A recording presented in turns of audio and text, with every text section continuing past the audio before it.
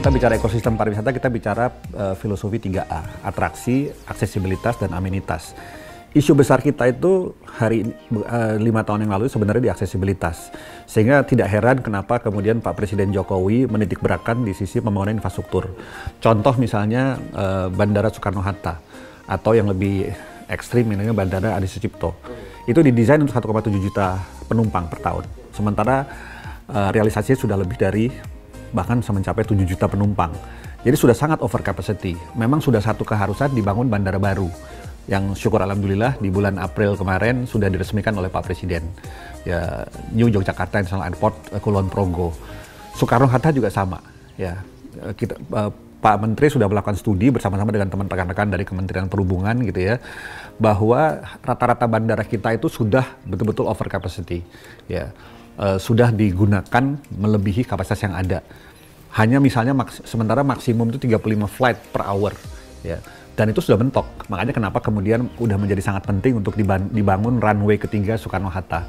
Yang kemarin saya dengar dari kunjungannya Pak Presiden, insya Allah akan diresmikan di kuartal ketiga 2019 ini. Jadi memang isu besar kita adalah di infrastruktur. Di 5 tahun kemarin. Nah, dengan sudah berlari kencangnya kita di dalam pembangunan infrastruktur, terutama kalau kita bicara konteksnya pariwisata adalah bandara, karena 90% kedatangan wisatawan mancanegara itu dan juga kedatangan wisatawan domestik, kalau lintas pulau itu menggunakan bandara, itu sudah diberesin gitu. Nah memang berikutnya adalah pengembangan destinasi, PR kita selanjutnya.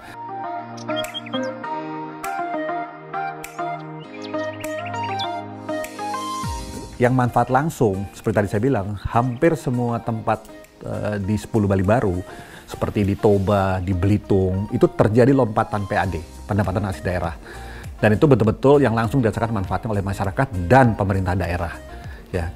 Termasuk juga misalnya di beberapa destinasi 10 Bali Baru dan lainnya, seperti Belitung dan Bangkanya, yang tadinya mungkin sumber utamanya adalah eksplorasi sumber daya alam, kita harus sudah mulai memikirkan sektor lainnya yang mampu menggantikan sektor-sektor yang sangat tergantung kepada sumber daya alam.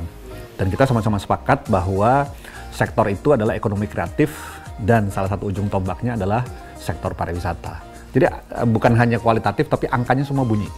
Ya, PAD, kemudian pendapatan devisa, kemudian dari sisi pertumbuhan Wisman kita sampai dengan 2017 itu 22%. Sampai dengan 2018 rata-rata 12%. Kalau 22% kita 3 kali pertumbuhan dunia atau ASEAN.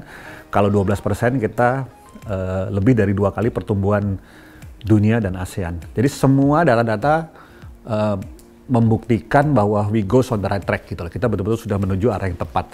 Tinggal memang sekarang adalah perbaikan terus-menerus agar terjadi percepatan yang masih sejalan dengan target-target kita dan harapan-harapan kita semua.